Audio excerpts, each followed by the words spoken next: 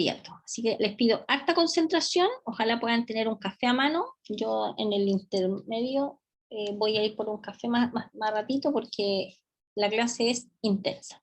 Entonces vamos a ver lo que es la progresión geométrica. ¿Ya puse grabación o no todavía? Sí, estamos grabando. Ok, la progresión geométrica.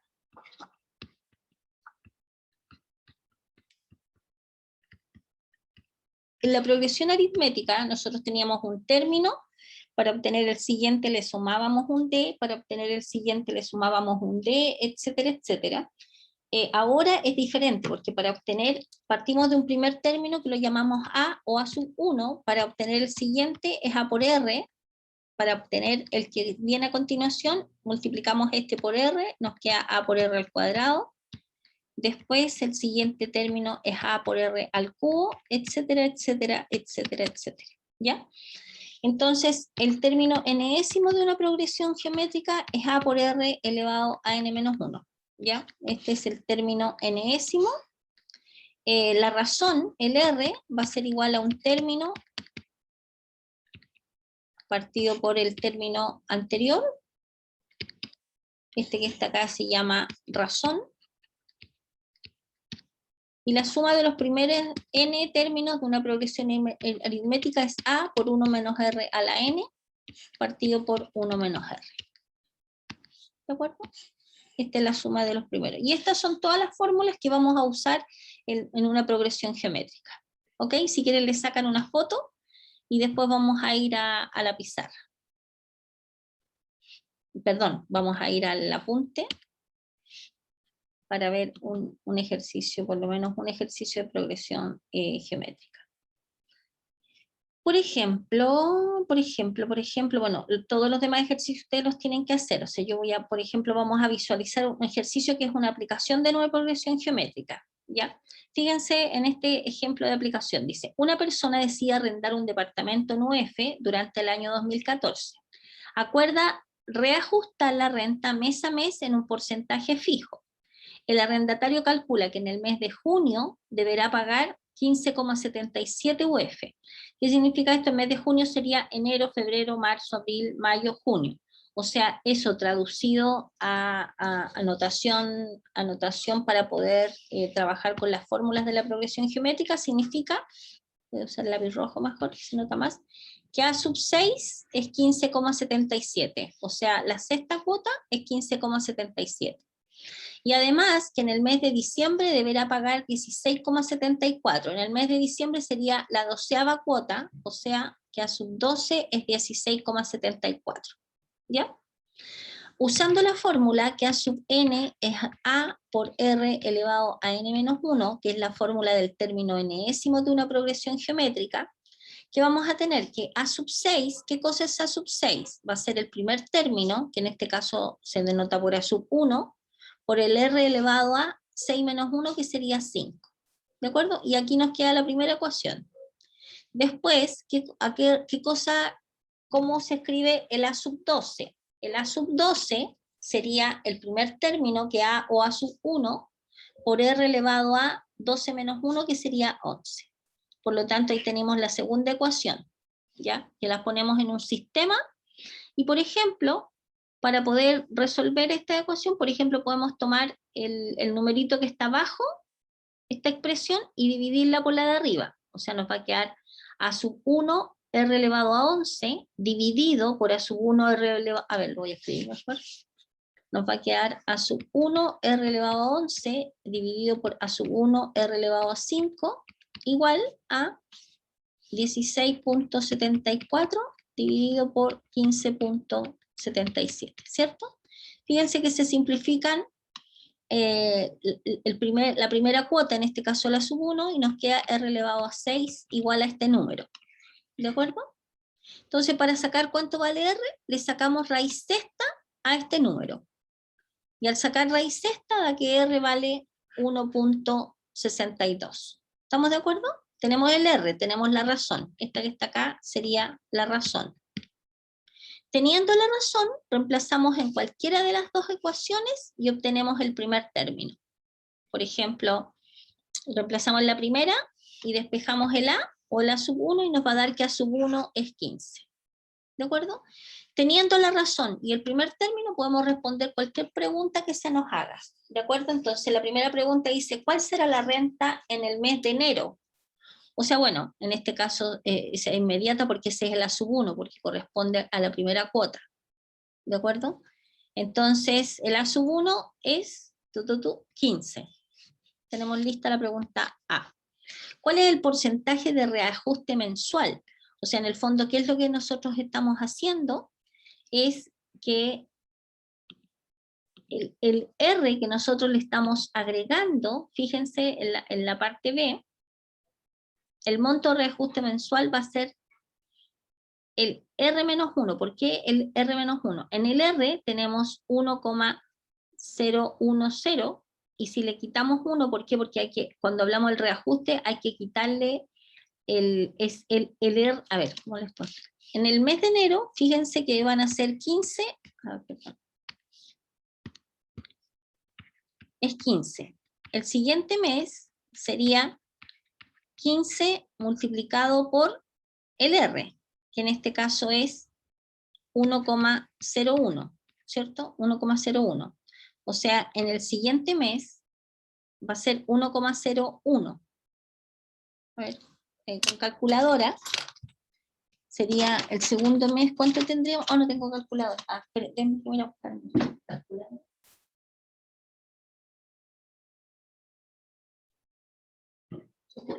Va a ser 15, el segundo mes sería 15 multiplicado por 1,010. O sea, el siguiente mes es 15,15. 15,15. A ver, parece que hay unas personas que están en la sala de espera para hacerlas ingresar.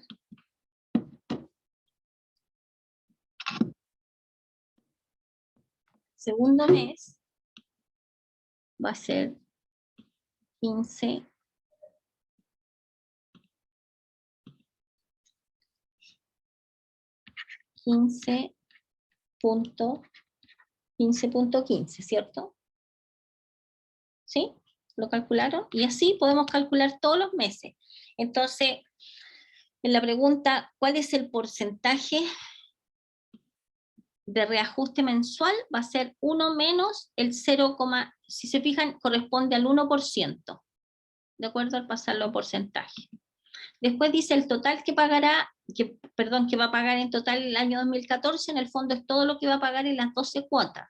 O sea, tendríamos que calcular ese sub 12. Por fórmula, ¿qué cosa es ese sub 12? Es A por 1 menos R a la N partido por 1 menos R. Quiero hacer la siguiente observación. En la fórmula que yo les di, que el S sub N es A por 1 menos R a la N partido por 1 menos R, quiero que vean que es exactamente lo mismo que A por R elevado a N menos 1 partido por R menos 1. ¿Por qué? ¿Por qué? Porque esto es igual a esto. Porque en lo de arriba, lo único que hicimos fue tomar acá y factorizar por un signo menos, y el mismo signo menos lo factorizamos abajo. Factorización, se simplificaron y nos queda esto que está acá. O sea, esta fórmula es igual que esta, por lo tanto da lo mismo que ocupen la primera o la segunda, son fórmulas equivalentes. Entonces, al reemplazar y hacer los cálculos nos da 190,24 UF. ¿De acuerdo? Eso es una progresión geométrica. ¿Ya?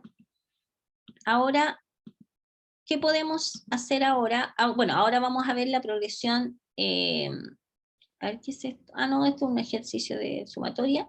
¿Cómo podemos interpolar medios geométricos, dados dos numeritos cualesquiera? Fíjense que aquí dice interpolar 5 medios geométricos entre los números 1/3 y 64 partido por 3. Entonces, en el fondo, ¿qué es lo que tenemos que hacer?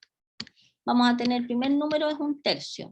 Queremos un número, 2 números, 3 números, 4 números, 5 números, y el último es 64 partido por 3. 1, 2, 3, 4, 5. Lo único que tenemos que hacer acá es usar la fórmula. El primer término, el A sub 1, sería 1/3, ¿cierto? ¿Y este término cuál sería? Para que podamos identificar cuál es el R. Fíjense, el A sub 1, el A sub 2, el A sub 3, el A sub 4, el A sub 5, el A sub 6, y este que está acá, ¿cuál sería? El A sub 7, ¿ya? Que es lo que aparece acá abajo. Si este es el A sub 7, acuérdense cuál es la fórmula para el A sub 7, es el A o A sub 1 por R elevado a 6. Y esto va a ser igual a 64 partido por 3. ¿Ya? No me está dejando escribir, como siempre.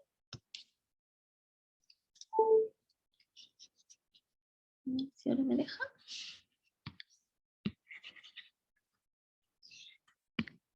Fíjense de acá, el A sub 7 es A por R elevado a 6 igual a 64 partido por 3. ¿Tenemos el A? Sí, el primer término, un tercio. Por lo tanto, nos va a quedar acá un tercio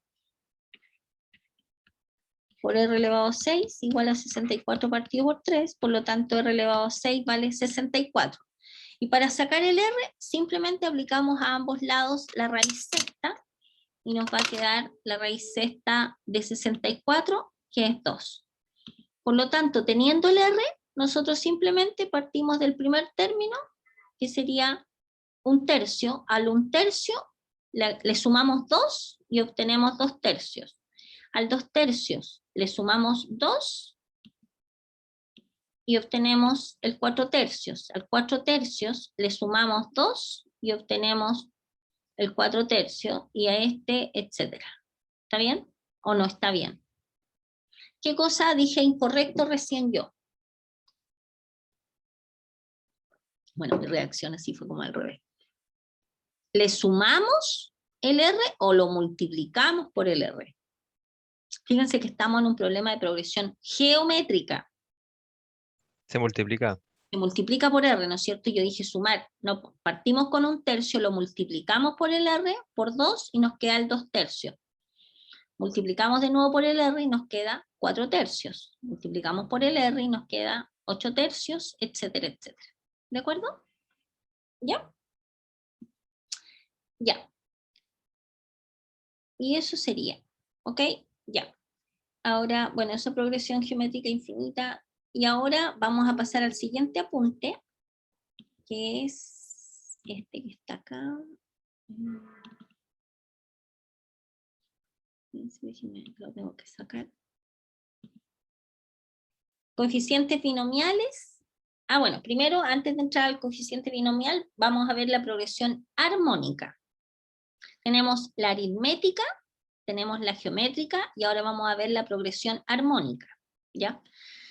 Cuando nosotros vamos a decir que tenemos frente a una progresión armónica, fíjense ustedes, si tenemos una progresión, o sea, una sub 1, una sub 2, una sub 3, etcétera, etcétera, si nosotros nos preguntamos si ese conjunto de números está en progresión armónica, para responder esa pregunta, lo que uno tiene que preguntarse es si una nueva progresión, que es como los recíprocos de la armónica, que es uno partido por cada uno de los elementos, está en progresión aritmética. Y nosotros no vamos a trabajar con la progresión armónica, sino que vamos a trabajar con la aritmética y después nos vamos a devolver. O sea, lo que quiero decir, por ejemplo, fíjense en esta progresión que está acá, que es una progresión, acuérdense que es un conjunto de números que obedecen a una cierta fórmula. La pregunta es, ¿este conjunto de números que está acá es una progresión armónica? Que la vamos a denotar por pH. O sea, la pregunta es, ¿esta es una progresión armónica? Para responder a esta pregunta, lo que hay que hacer, hay que pasar a la progresión aritmética. O sea, si nos preguntan si este conjunto está en progresión armónica, nosotros tenemos que escribir el recíproco de cada uno de estos elementos, que sería un medio, 1 partido por 1, 1 partido por 1, 1 partido por 2 tercios, que sería 3 medios, etcétera, etcétera. Y la pregunta es, ¿esto está en progresión aritmética? Si nosotros respondemos a esto que sí, entonces esta que está acá va a estar en progresión armónica. ¿Cuándo uno sabe si un conjunto de números, elementos de una sucesión, está en progresión aritmética? Cuando uno toma un elemento, le resta el que está justo pegadito a él, el anterior, y si eso es lo mismo que ese número menos el anterior. Un medio menos un medio, fíjese, 1 menos un medio nos queda un medio, y 3 medios menos 1 nos queda un medio. ¿Se cumple que son números iguales? Sí. Por lo tanto, esta sí es una progresión aritmética, y el D, que es la diferencia de la progresión aritmética, en este caso vale un medio. Por lo tanto, como esta nueva progresión que se obtuvo tomando cada término y poniendo uno partido por cada uno de esos elementos está en progresión aritmética, entonces esta también está en progresión armónica. ¿De acuerdo? En caso de que esta no nos hubiese dado una progresión aritmética, significa que esta no es una progresión armónica. ¿Ok? Ya. Por lo tanto, la idea es que nosotros trabajamos con la progresión, con la progresión aritmética asociada y no con la armónica. Solamente usamos la armónica para poder encontrar los elementos de la aritmética. Ahora aquí se definen tres cosas. Vamos a definir qué cosa es el promedio aritmético. Y lo vamos a... Primero, el promedio aritmético. Dada un conjunto de números reales positivos, el promedio aritmético es simplemente sumar todos estos y dividirlos por el número total de elementos. A eso se representa. A es la sumatoria desde 1 hasta n de a sub i partido por el n. Eso es el promedio aritmético. El promedio geométrico se define como la raíz enésima, o sea, ¿qué cosa es ese n? Es el número de elementos que tenemos en nuestro conjunto. Raíz enésima, ¿de qué cosa? De la multiplicación, o sea, en el fondo esto es lo mismo que a sub 1, a sub 2, a sub 3, etcétera, etcétera, hasta a sub n. ¿De acuerdo? Y este conjunto se llama promedio geométrico.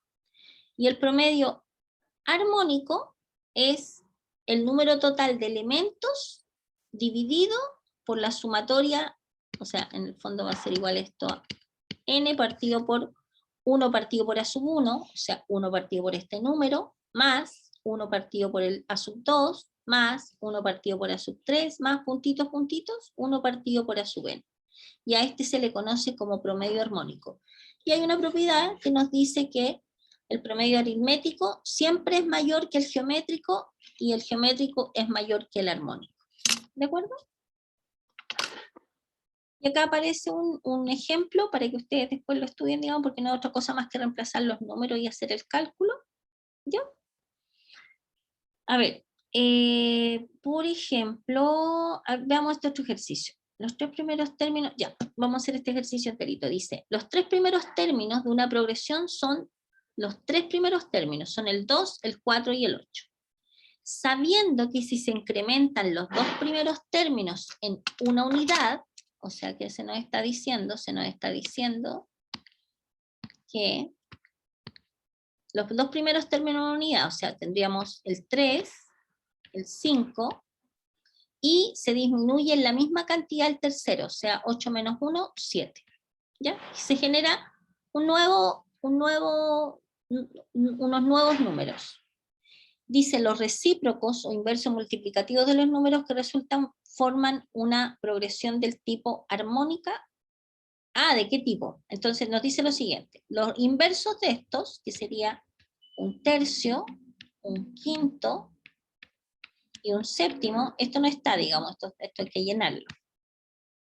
Dice, los recíprocos o inversos multiplicativos de los números forman una progresión ¿de qué tipo? Entonces uno mira este conjunto de puntos, y lo primero que uno dice, a ver, voy a ver si esto es, primero para saber si es progresión aritmética, uno toma un término, le resta el anterior, y tiene que ver si eso es lo mismo que un término menos el justo anterior. Si estos números son iguales, entonces estaríamos frente a una progresión aritmética. En este caso son distintos, ya no es necesario que hagamos el cálculo. Por lo tanto, no es aritmética. Veamos si es progresión geométrica. Para ver si un conjunto de números está en progresión geométrica, tomamos un término, lo dividimos por el anterior, y esto debería ser igual al otro término dividido por el anterior, el justo que está pegadito antes de él. Un quinto sobre un tercio nos queda 3/5, y un séptimo sobre un quinto nos queda 5/7, claramente son distintos, por lo tanto, no es una progresión geométrica. ¿De acuerdo? Bueno, ahí va un no que después me va a aparecer, ¿ya? Tampoco es geométrica. Para ver si es pH, o sea, progresión armónica, se representa por una pH, ¿qué tenemos que hacer? Déjenme volver a cargar. A ver si ahora me resulta. No me quiere escribir. Bueno, ahí ustedes imagínense que hay un signo distinto, por lo tanto no es geométrica. Para ver si es armónica, lo que hay que hacer, hay que tomar, porque estamos analizando esta, ¿de acuerdo? Hay que tomar los recíprocos de esta, que serían el 3, el 5 y el 7. Y para ver si nosotros queremos saber si esta está en progresión armónica, tenemos que ver si al darlos vuelta, o sea, uno partido por cada uno de estos términos, está en progresión aritmética. El 3, el 5 y el 7, ¿está en progresión aritmética? Sí, ¿no es cierto? ¿Por qué? Porque 5 menos 3 nos queda 2. 7 menos 5 nos queda 2, exactamente el mismo D.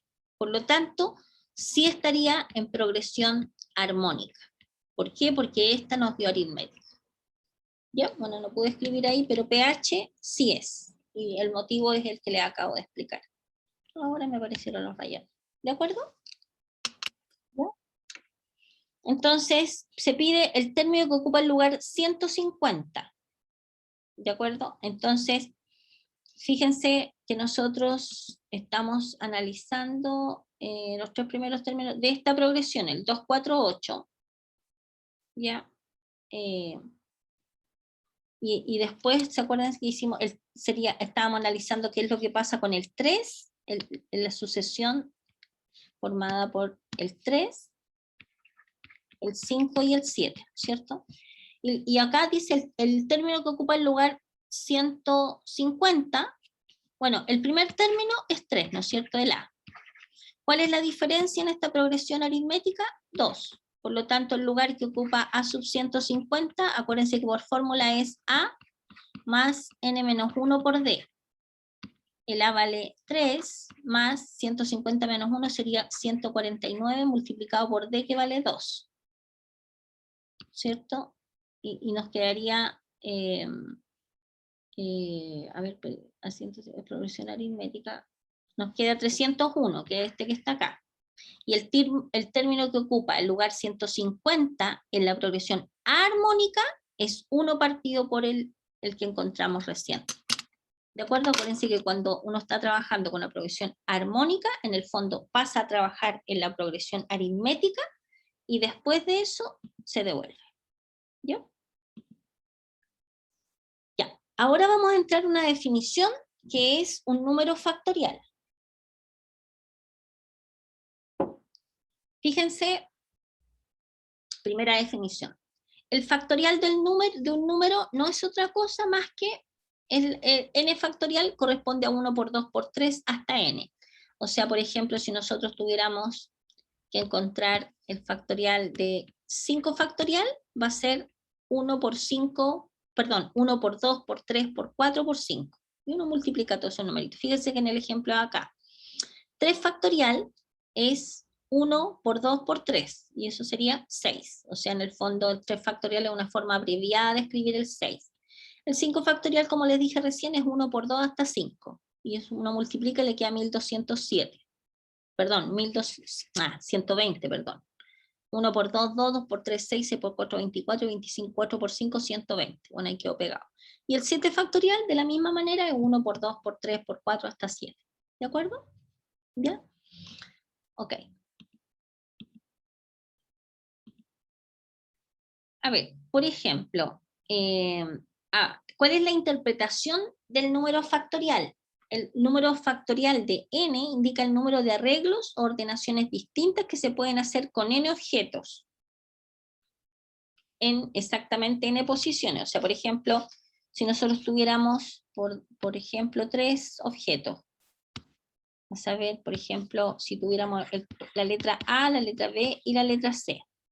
Fíjense que en este caso n vale 3. N factorial, que sería 1 por 2 por 3, que sería 6, representa todas las formas en las cuales podemos seleccionar 3 objetos de estos 3 objetos, o sea, ABC, ACB, BAC, BCA, después CAB y después CBA. ¿Cuántas son? 1, 2, 3, 4, 5, 6.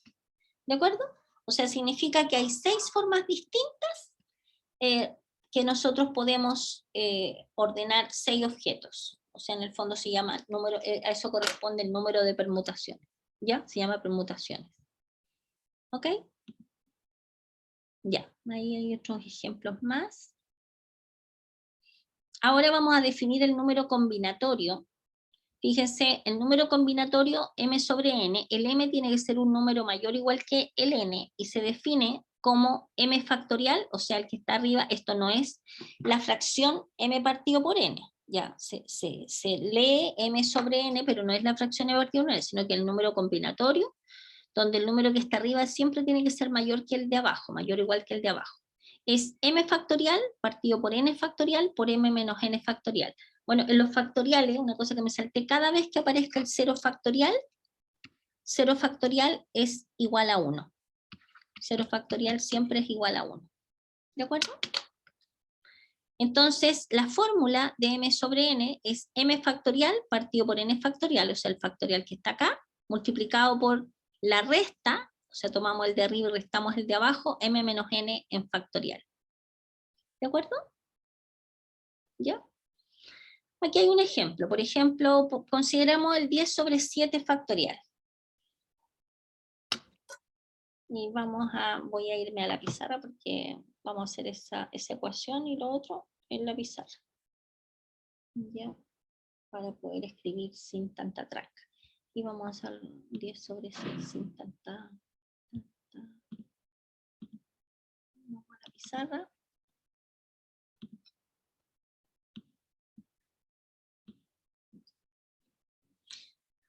Por ejemplo, vamos a tener,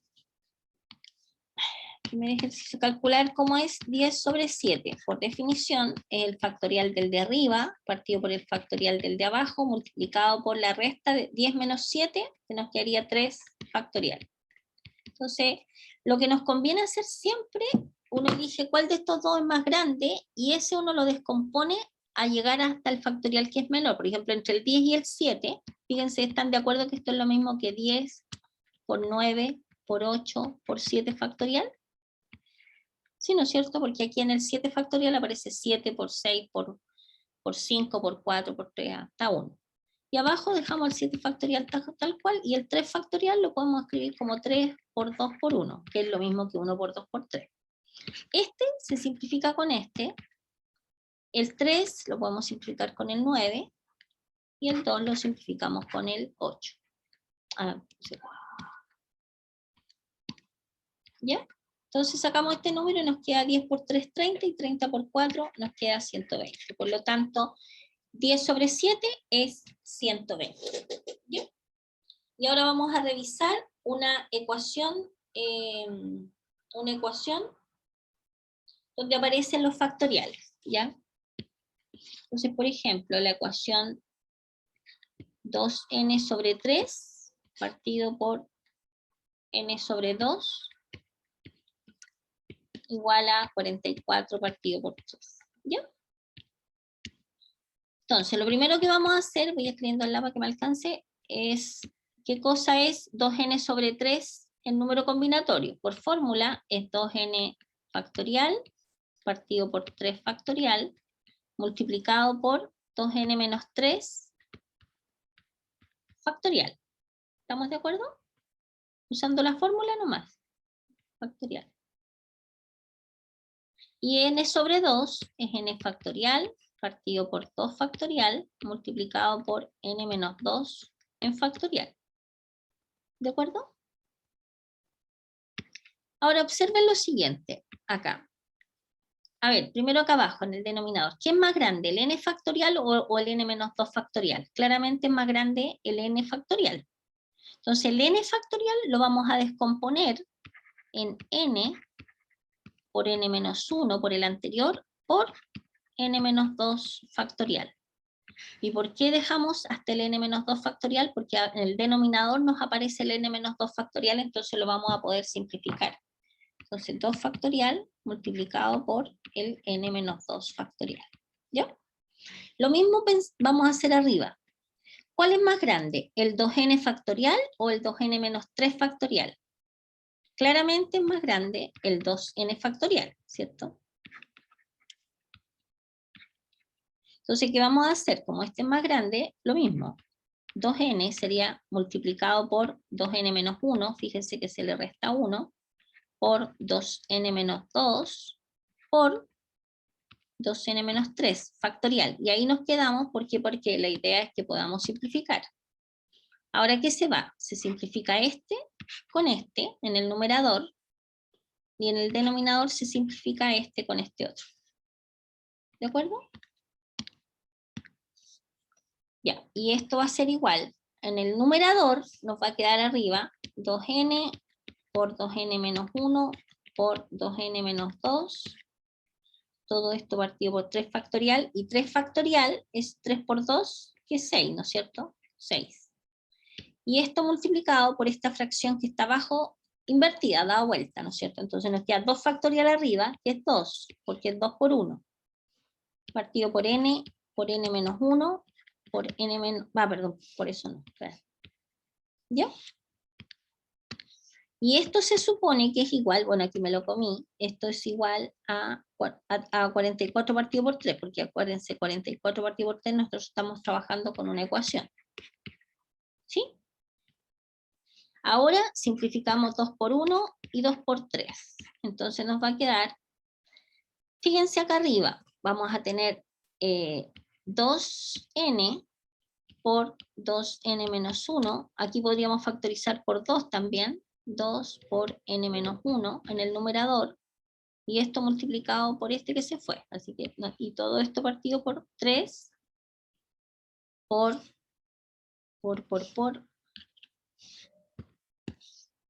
3n por n menos 1. Y esto es igual a 44 partido por 3. ¿Estamos de acuerdo hasta ahí, estimados? Yo sé que está como densa la cosa, pero ¿hay alguna duda?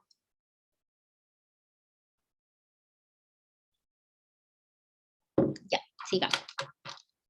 Entonces, vamos a borrarlo de arriba para tener más espacio.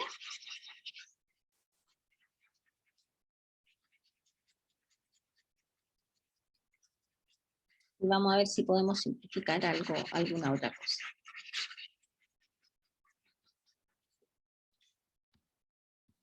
Ya, si ustedes se fijan acá podemos simplificar, perdón, no quería simplificar, no borrar. Se va a ir este término con este término, el n se va con el n, y nos va a quedar acá arriba 2 por 2, 4, por 2n menos 1, partido por 3, igual a 44 partido por 3. Entonces simplificamos, se van los 3, y acá nos queda un 11, nos queda 2n menos 1 igual a 11, por lo tanto 2n vale 12, está hecho distinto, parece que hay un error en el libro, porque en el apunte llegaron a una ecuación de segundo grado, pero queda una ecuación de primer grado. Y la solución es la misma, n igual a 6. Por lo tanto, la solución del ejercicio es n igual a 6. ¿De acuerdo? ¿Yo? Ok. Ok. Ya. Y ahí, y además, ¿cuál es la interpretación del número combinatorio? El número combinatorio entre m y n corresponde a el número de arreglos u ordenaciones distintas que se pueden hacer con n objetos tomados de m posiciones. O sea, por ejemplo, ¿cuántas señales distintas de 4 colores se pueden hacer si se tienen 7 banderas de colores diferentes? La respuesta a esta pregunta es que ¿de cuántas maneras, si tenemos 7 banderas de 7 colores distintos, de cuántas maneras podemos seleccionar 4? Entonces el resultado es el número que nos dé acá, de 7 sobre 4, que al hacer el desarrollo nos quedan 35 señales distintas. ¿Ya? Ahí hay otro ejemplo similar. Y aquí hay un ejercicio de una aplicación, ustedes échenle un vistazo. Y aquí aparecen, estas propiedades son interesantes revisarlas, porque nos dice que es cada vez en el número combinatorio m sobre 0 siempre es 1. M sobre 1 es m sobre m siempre es 1. Cada vez que tengamos m sobre n, lo vamos a poder escribir de esta forma, y m sobre n también la podemos escribir m sobre m menos 1. Y aparecen un par de demostraciones que no vienen al caso. ¿Ya está? A ver, por ejemplo, podríamos mirar esta demostración que está acá, o esta que está acá. Fíjense, a ver, por ejemplo, vamos a ver la demostración de la E. Se las voy a explicar, digamos. En la demostración de la letra E, nosotros tenemos que probar que esto es lo mismo que esto. Entonces uno puede partir de un lado y llega al otro. Entonces uno dice, ¿qué cosa es m sobre m menos n? Por fórmula, es el factorial que aparece arriba, partido por el factorial que aparece abajo, y acá adentro tenemos que poner, tomamos el de arriba y le restamos el m menos n, que sería m menos, paréntesis, m menos n, sería m menos m más n, ¿no es cierto?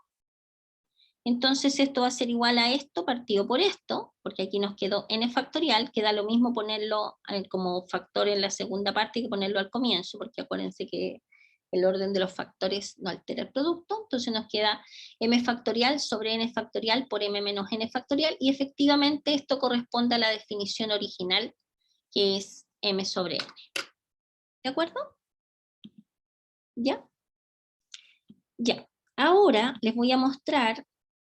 Eso corresponde a la primera clase, ya, esto es pura materia nomás, después van a venir después, y esto además, si no me equivoco, me parece que hasta la clase 10 va a entrar entre la prueba, de ahí lo vamos a revisar en el segundo periodo, vamos a hablar un poquito más de la prueba, perdón, me equivoqué, y ahora nos tenemos que ir a la clase 13, espérenme, ¿dónde está? Clase 13. Fíjense que hay un ensayo de prueba y cosas. Hay una. A ver, clase. ¿Dónde está la clase? Del 27.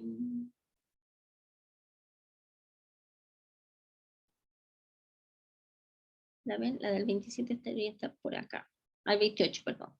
Y ahora vamos a entrar a esta otra clase. Ya, la tengo abierta. Clase 13 y clase 14. Yo igual, por si acaso, bueno, en la clase 13, qué torpe, perdón, le puse editar y tenía que haber puesto ver. La clase 13 y 14, ¿ya? Donde vamos a entrar a geometría analítica, ¿ok? Ya, pero no se asusten porque los voy a dejar descansar un ratito, ¿ya?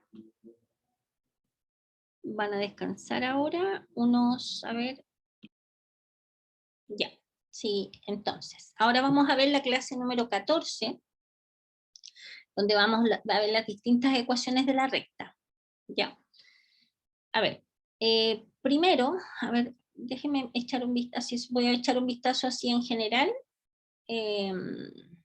y les voy a les voy a dar, y les voy a explicar toda la materia en la pizarra. Rectas paralelas, perpendiculares, distintos tipos de rectas, y algunos ejercicios acá abajo. Ya, los ejercicios, esos los vamos a atacar después, les voy a pasar la materia en la pizarra, porque sale mucho más, está mucho más claro, digamos. Lo que pasa es que hay, desde mi punto de vista, excesivas cosas en el apunte, pero obviamente la idea es que ustedes tienen que estudiar el apunte, ¿ya? Entonces, lo que vamos a entrar ahora a un tema que es geometría analítica, y vamos a ver en este tema, lo primero es la ecuación de la recta, todo lo que dice relación con las rectas, ¿ya? La ecuación de una recta es de la forma I igual a mx más n, esta se llama ecuación ordinaria de la recta, donde lo que acompaña a x se llama pendiente, pendiente, y el n corresponde al punto de intersección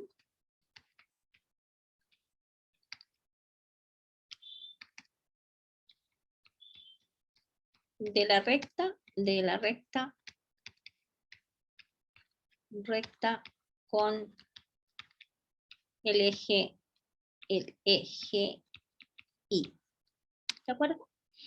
Entonces vamos a tener, por ejemplo, si nosotros consideramos las distintas ecuaciones de la recta, hay una ecuación que es la ecuación punto-punto, que es cuando uno tiene, dentro de la información del problema, tiene dos puntos que pertenecen a la recta. Entonces, por ejemplo, si tenemos que el punto x sub 1, y sub 1, y el punto b, x sub 2, y sub 2, pertenecen a la recta, la ecuación es y menos y sub 1 igual a y sub 2 menos y sub 1 partido por x sub 2 menos x sub 1, y esto multiplicado por x menos x sub 1.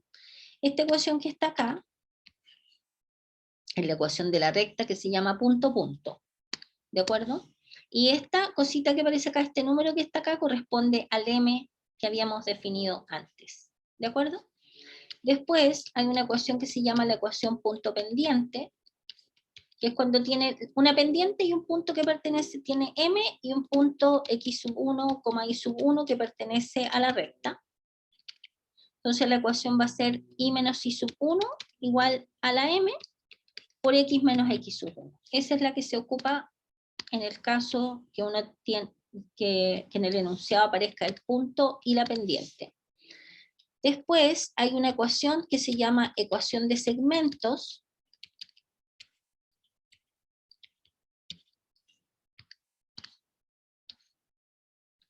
La ecuación de segmentos es cuando uno tiene, por ejemplo, voy a hacer un dibujo acá, cuando tiene, por ejemplo, uno el eje Y, el eje X,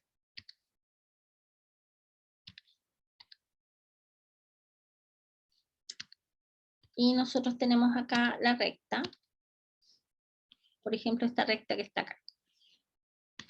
En esta recta, bueno, tenemos el eje X, el eje Y, uno tiene un punto de corte acá, esto que está acá, si esta magnitud es A, y esta magnitud de acá arriba es B, la ecuación de segmentos se va a escribir de la forma X partido por A más Y partido por B igual a 1. Y esta es la conocida ecuación de segmentos. ¿Ya?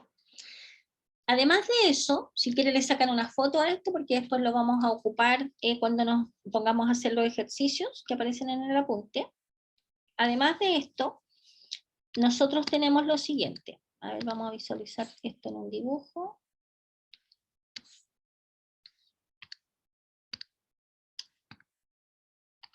No, me salí de la pizarra. Por ejemplo,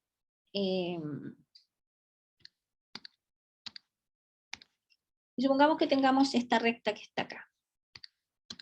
En esta recta genera con el eje X un ángulo, que lo vamos a llamar alfa, que es el ángulo que parte del eje X y llega a la recta, ¿ya? Esta es la recta L. La recta L que está dada por una cierta ecuación que es igual a mx más n, ¿ya? Entonces, la pendiente, la m, va a ser igual a la tangente de alfa, que es lo que ustedes también ya están viendo en cálculo 1, la pendiente va a ser igual a la tangente de alfa, ¿de acuerdo? O sea, la tangente de este ángulo nos va a dar el coeficiente que acompaña a x en la ecuación. ¿Ok? Por ejemplo, ahora vamos a ver las relaciones que existen entre dos rectas, ¿ya? Por ejemplo, si L sub 1 tiene por ecuación I igual a M sub 1x más N sub 1, y L sub 2 es otra recta de la forma I igual a M sub 2 por x más N sub 2, vamos a decir que L1 es paralela con L2, si solo si tienen exactamente las mismas pendientes, si M1 es igual a M2, y vamos a decir que L1 es perpendicular con L2, si solo si, al multiplicar las pendientes, esto nos da menos 1. ¿De acuerdo? ¿Ya? Además de lo anterior, por ejemplo, ahora, si nosotros tenemos, por ejemplo, tenemos la ecuación de una recta, que es de la forma I igual a mx más n, si el m es mayor que 0, significa que la recta es una recta creciente, va en ese sentido. Si el m es un número que es menor que 0, la recta es decreciente, va en el otro sentido. ¿Qué otra cosa? Ah, ya. Por ejemplo, cuando nosotros tenemos dos rectas, podemos, bueno, un eje X y un eje Y, voy a dibujar ahí dos rectas.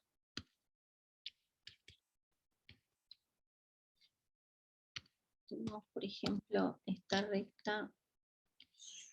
recta y tenemos otra recta, la recta esta.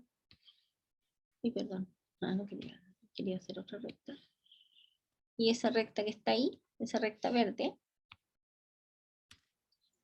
entonces vamos a tener que el ángulo formado entre las dos rectas, que lo vamos a llamar alfa, este ángulo alfa, no, lo quiero hacer con otro color. Este ángulo alfa va a cumplir con la siguiente. Supongamos que va a ser la tangente de ese ángulo alfa, va a ser la pendiente de la recta final. Cuando digo final es donde termina este ángulo. Se fijan, en este caso sería la pendiente de la recta que es lila, menos la pendiente inicial, partido por 1 más la multiplicación de la pendiente inicial por la pendiente final. ¿Ya? Y esa es la última fórmula. Y eso nos permitiría encontrar, ojo, el ángulo formado por dos rectas. Esto es para encontrar el ángulo. Alfa es el ángulo formado por dos rectas. ¿Ya? Bien, ahora vamos a ir al apunte. Vamos a ir al apunte. Esta es toda la materia que hay que conocer, toda la materia que aparece en el apunte. Y vamos a hacer algunos ejercicios. Por ejemplo, este está acá.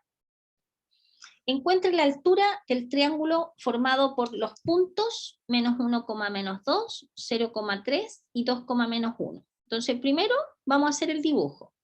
El punto menos 1, menos 2. Fíjense, acá tenemos el X, tenemos el Y, menos 1, menos 2, menos 1 en X, menos 2 en Y, sería este punto que está acá, ¿cierto? Después el otro punto es el 0,3, 0 en X y 3 en Y, el 0,3. Y el tercer punto es el 2, menos 1. 1, 2 en X, menos 1 en Y, sería ese punto que está acá. Entonces ahí podemos dibujar, uniendo los puntos, podemos dibujar el triángulo, ¿no es cierto? Entonces observemos lo siguiente. Se pide encontrar la altura del triángulo formado por estos tres puntos gráficamente. Fíjense que cuando uno tiene un triángulo, uno puede encontrar cuántas alturas. Esta sería una, que es la altura, le vamos a poner nombre a los puntitos. Por ejemplo, si este fuese A, este fuese A, este B y este C. Primero vamos a tener una altura que se denotaría, por ejemplo, por H sub C, porque es la altura que pasa por el vértice C. Pero también podríamos encontrar, por ejemplo, esta altura que está acá, que sería una H sub B, que es la altura que pasa por el vértice B. Pero también podríamos encontrar esta otra altura, que sería H sub A, ¿no es cierto? Que es la altura que pasa por el vértice A. O sea, podemos encontrar, en el fondo tenemos tres alturas. Entonces, dado que en el enunciado no se nos especifica a cuál de las alturas, dice, encuentre la altura del triángulo. ¿Ya? Entonces, la altura de un triángulo corresponde a la distancia de unos vértices del triángulo y bla, bla. Entonces, ¿qué tenemos que hacer para encontrar esta altura? Primero vamos a encontrar, fíjense ustedes, primero vamos a encontrar la ecuación de la recta que pasa por estos dos puntos que están acá. Este puntito que está acá abajo, este punto que está abajo que es el 1, menos 2 y el punto 0,3. Entonces, para encontrar esta, ¿qué tenemos que hacer? Usamos la ecuación punto a punto. ¿cierto? La punto punto. ¿Qué decía la punto punto? Decía I menos I1 igual a I2 menos I1 partido por X2 menos X1, que es lo que está escrito acá. A ver, aquí mismo, miren. Es I menos I sub 1, pensando que este, por ejemplo, está considerado como el X sub 1 y sub 1, da lo mismo el orden en que tomemos los puntitos, X sub 1 y sub 1, X sub 2 y sub 2, entonces va a ser I menos I sub 1, o sea, I menos 3, igual a I sub 2 menos I sub 1, I sub 2 menos I sub 1, o lo que es lo mismo, I sub 1 menos I sub 2 da lo mismo, o sea, lo importante es mantener, a ver, la voy a hacer acá mejor porque estoy como que cambiaron el orden y esa cuestión a mí no me gusta. La ecuación es la misma, pero vamos a poner a este X sub 1 y sub 1 y vamos a poner este X sub 2 y sub 2 para que se den cuenta que es lo mismo. Entonces va a ser I menos I sub... me voy a ir a la pizarra porque de nuevo se está portando mal mi lápiz. Ya, démosle, le vamos a dar otra oportunidad. Sí, otra oportunidad. I menos I sub 1, I menos menos 2, igual a I2, que es 3, menos I1, que sería 3 menos menos 2, partido por X2, que es 0, menos el X1. ¿Se fijan? I2 menos I1 partido por X2 menos X1, multiplicado por X menos el X sub 1, o sea, menos menos 1. Entonces, si desarrollamos, nos va a quedar I más 2, 3 más 2, que es 5, partido por 1, ¿no es cierto? Porque menos menos 1 nos queda 1 multiplicado por X más 1. Y si desarrollamos esto, nos va a quedar I igual a 5X, más 5 por 1 es 5, menos 2, más 3. Esta ecuación que está acá, I igual a 5X más 3, es la ecuación escrita de manera ordinaria, ¿ya? Esta forma que está escrita acá es la forma general, ¿de acuerdo? ¿Ya? Pero esperemos un rato que se vuelva a activar el lápiz. 5 menos 2 es 3, ahí sería 3. 3, 3. Entonces la ecuación de la recta es igual a 5x más 3. ¿Ya? Esperemos un rato, sí, descansen un rato mientras me aparece, se activa mi lápiz. Ya. Esta ecuación que aparece acá abajo, igual a 5x más 3, si ustedes se fijan, es exactamente esta ecuación que está acá arriba, que está escrita de la forma general. ¿Por qué nosotros escribimos esta ecuación de forma general? Por lo siguiente, voy a ir a la pizarra para agregarles una fórmula más, que es la siguiente, que corresponde a la distancia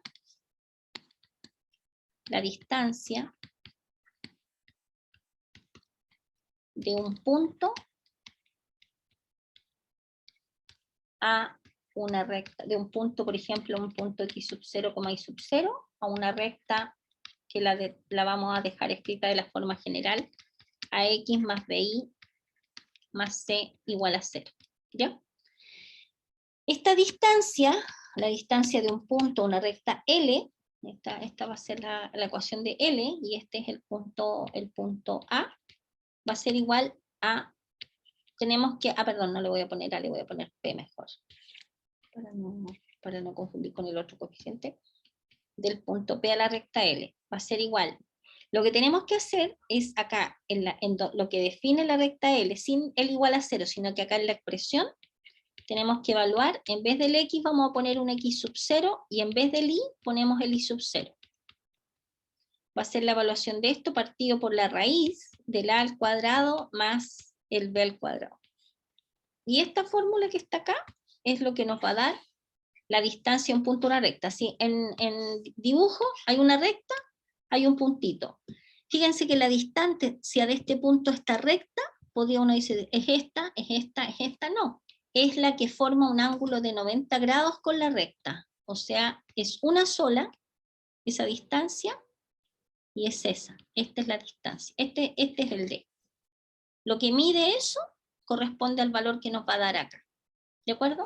Entonces ahora vamos a volver a nuestro problema.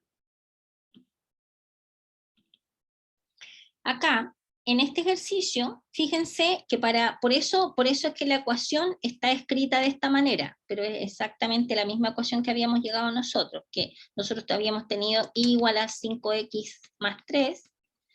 Para dejar esto de la forma general, pasamos todo para el lado y nos queda 5x menos y más 3 igual a 0. O sea, obviamente es lo mismo que escribir 5x menos y más 3 igual a 0, que es lo que aparece acá. ¿De acuerdo?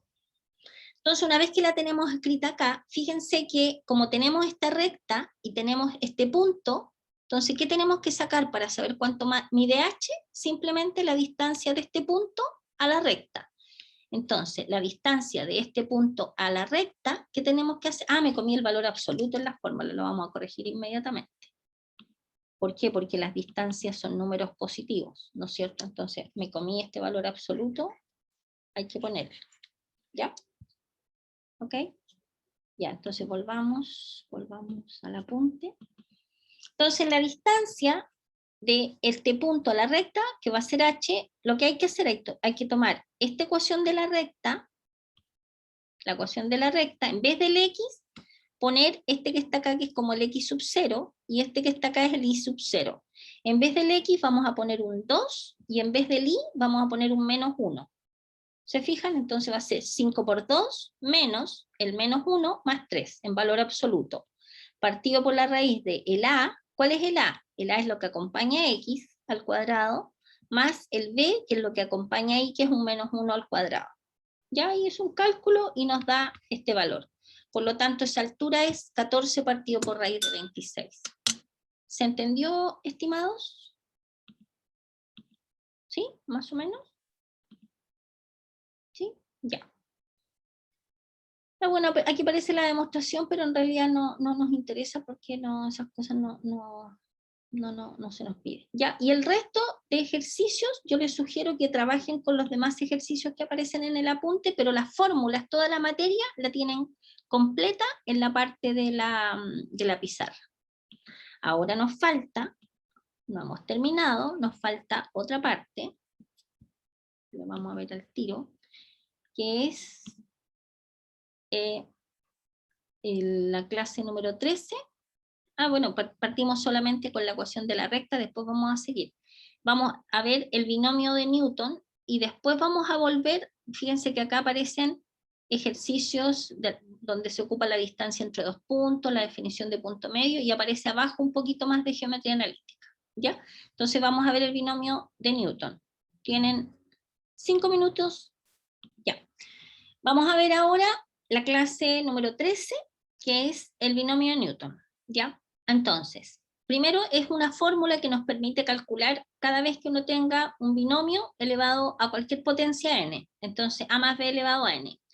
Por definición, a más b elevado a n es la sumatoria desde r igual a 0 hasta n de n sobre r por a elevado a n menos r por b elevado a r. Esta fórmula es fundamental y es la fórmula con la que vamos a trabajar. Observen lo siguiente. A ver, primero, vamos a echar a correr un poquito esta sumatoria para que ustedes después puedan visualizar de manera más fácil lo que ven. Mire, si uno echa a correr esta sumatoria, cuando el r vale 0, que es la variable que está corriendo, nos va a quedar n sobre 0 por a elevado a n menos 0 por b elevado a 0, ¿cierto? Este que está acá sería el primer término. El primer término es cuando r vale 0. El segundo término es cuando r vale 1, que sería n sobre 1, por a elevado a n menos 1, por el b elevado a 1, ¿cierto? Después, el tercer término es cuando r vale 2. ¿Se fijan? Es 1 menos. Entonces va a ser n sobre 2, por a elevado a n menos 2, por b elevado a 2, más puntitos, puntitos, puntitos, ¿y cuál sería el último término? El último término de esta sumatoria es cuando r vale n, o sea, nos va a quedar n sobre n, por a elevado a, fíjense, n menos n, nos queda 0, a elevado a 0, por b elevado a n. Esta sumatoria corresponde a esta suma de n términos. 0, 1, 2, 3, 4, esta n en realidad son n más un término, porque parte cuando r vale 0.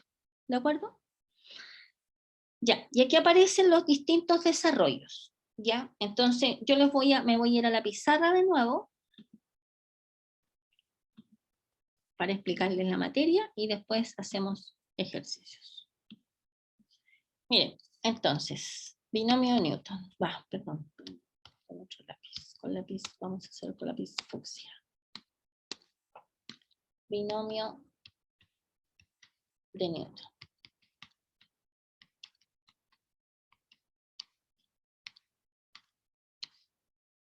Ya. Entonces, en el binomio Newton teníamos que la fórmula a más b elevado a n es igual a la sumatoria desde r igual a 0 hasta n de n sobre r de a elevado a n menos r por b elevado a r. Ya, esta es la fórmula general del desarrollo de Newton. Entonces, acá, fíjense ustedes, por ejemplo, si uno tuviera el desarrollo a ver, no lo vamos a hacer con 1, sino que vamos a hacer con 2, por ejemplo. Voy a hacer un ejemplo, así donde voy a inventar un ejemplo. X cuadrado más raíz de X. A ver, que va a contemplar todas las cosas posibles que les podrían preguntar por X, y esto elevado a, supongamos que sea 20. ¿Ya? Dado el siguiente binomio Newton, responda a las siguientes preguntas. Letra A, determine el cuarto término. Letra B, el término independiente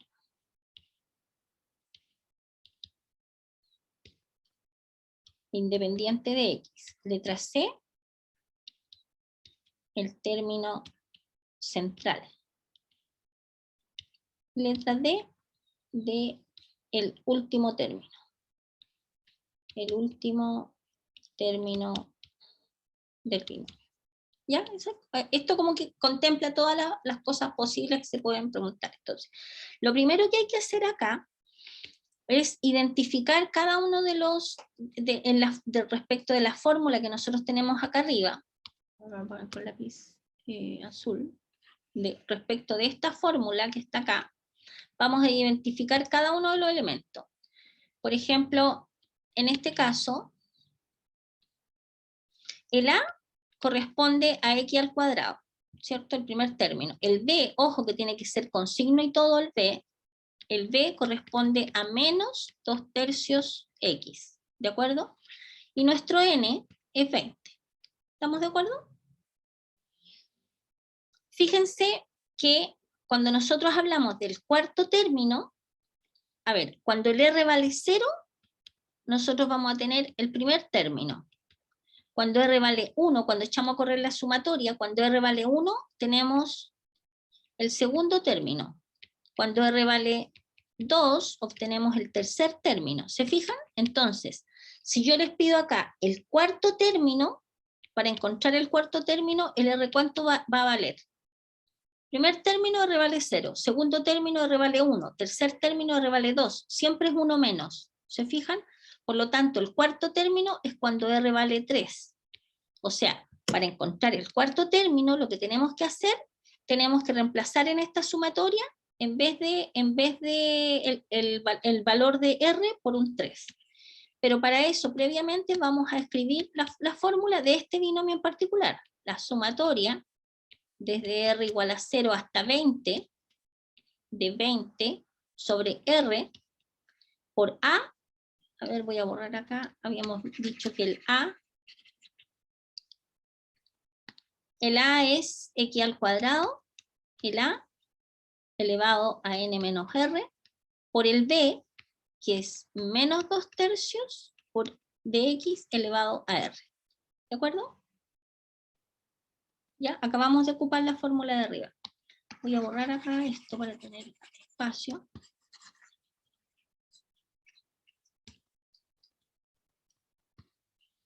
Ya, vamos a desarrollar acá arriba un poquito más, vamos a desglosar esto, ¿por qué? Porque en general siempre conviene dejar todas las potencias de X, todo lo con X junto, usando propiedad de potencia. Entonces esto va a ser igual a la sumatoria, desde K igual a 0 hasta 20, de 20 sobre R por propiedad de potencia, esto es lo mismo que X elevado a 2n menos 2R, ¿no es cierto? Por menos 2 tercios elevado a R por X elevado a R. ¿Estamos de acuerdo con eso? ¿O no? Fíjense, bueno, nos va a quedar, puse K y es R.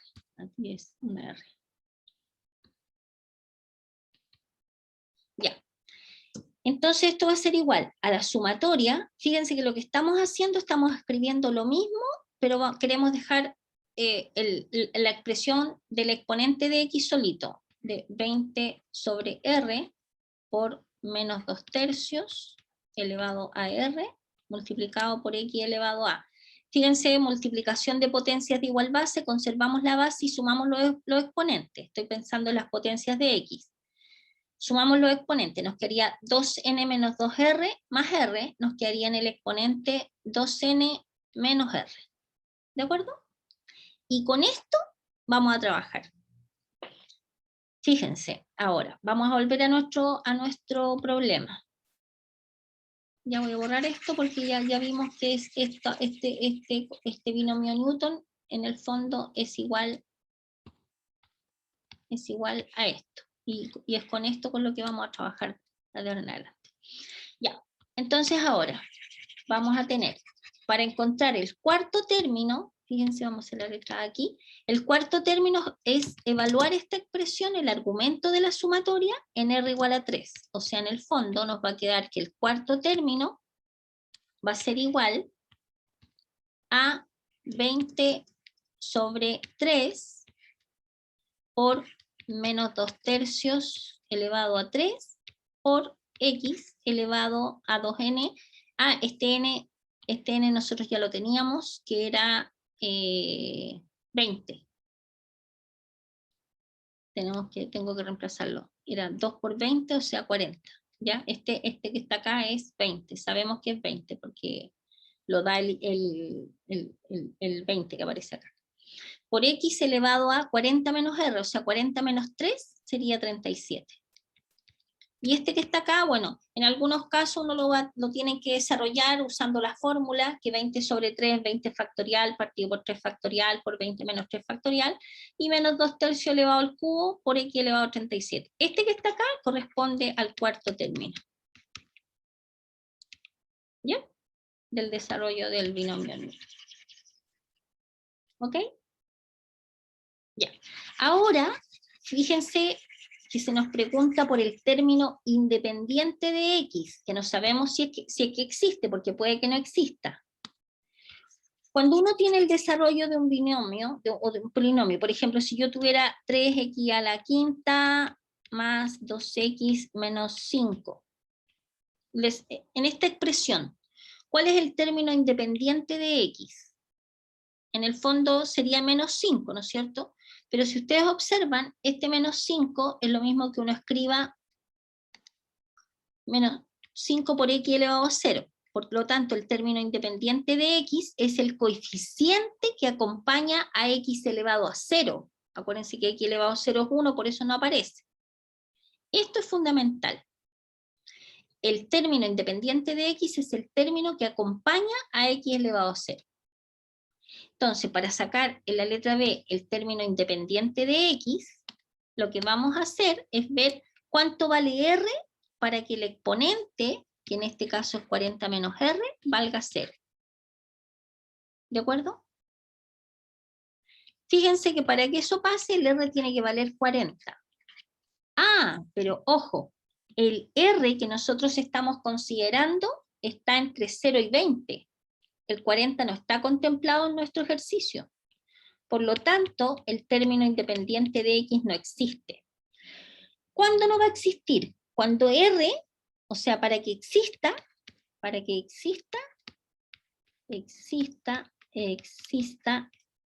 es necesario que el R sea un número que esté entre 0 y 20. Ojo, R perteneciente a los números naturales. No puede ser una fracción. Si aquí al despejar no hubiese dado una fracción, no existe. Si nos da un número que está fuera de este rango, no existe. ¿De acuerdo? Por lo tanto, no existe término independiente de X. ¿Ok? Si hubiésemos encontrado un R que está en el rango, supongan que hubiese dado R igual a 17. Lo único que habría que hacer para responder el problema es tomar el argumento de la sumatoria y reemplazar, en vez del R, poner el número 17. Y les va a dar el coeficiente, el término independiente de X. ¿De acuerdo? Si es que hubiese existido. Ya. Ahora vamos a ver el término central. Antes de entrar directamente al término central, fijémonos en lo siguiente. Por ejemplo, si n vale 2, nosotros hubiésemos, por ejemplo, en general, a más b al cuadrado va a ser a cuadrado más 2ab más b cuadrado, ¿no es cierto? ¿Cuál es el término central en este término? Este que está acá, ¿cierto? Si supongan ahora que n hubiese valido 3 en el binomio a más b al cubo, ustedes saben que este tiene, bueno, yo lo suelo hacer, no me sé de memoria la fórmula. Entonces nos va a quedar a cuadrado más 2ab más b cuadrado por a más b.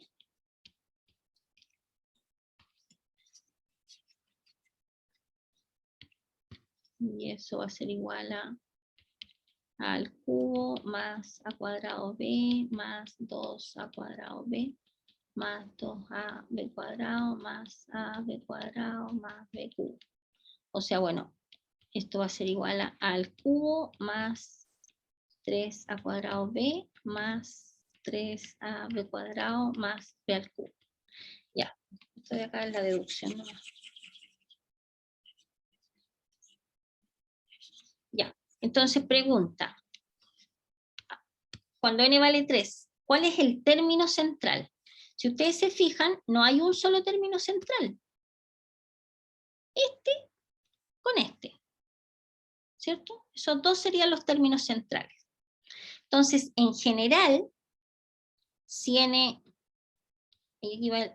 es par, es un número par, el término central se va a obtener cuando uno hace el R igual a, fíjense, 1, 2, 3. Cuando R vale 0, cuando R vale 1, cuando R vale 2. Cuando uno hace el R igual a n partido por 2. Hay un solo término central, que es cuando uno reemplaza por R igual a n partido por 2. Si el n es un número impar, vamos a tener dos términos centrales, por lo tanto el término central sería la suma de los dos. Uno es cuando R va a ser igual al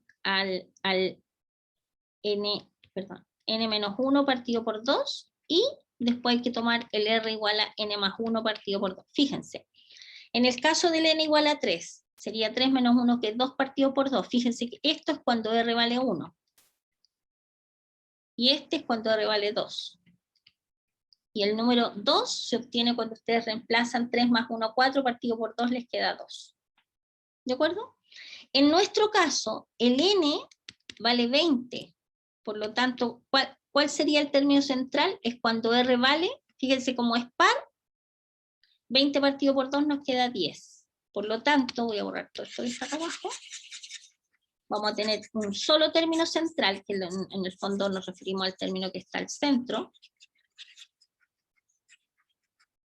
Y ese término sería reemplazar en el argumento de la sumatoria por el 10. O sea, el término central es 20 sobre 10 por menos 2 tercios elevado al R, que es 10, multiplicado por X elevado a 40 menos 10. ¿Ya? Y el resto, si se requiere, hacer el desarrollo numérico de esto. ¿De acuerdo? Y el último se pide, es el último término. El último término es cuando R vale 20.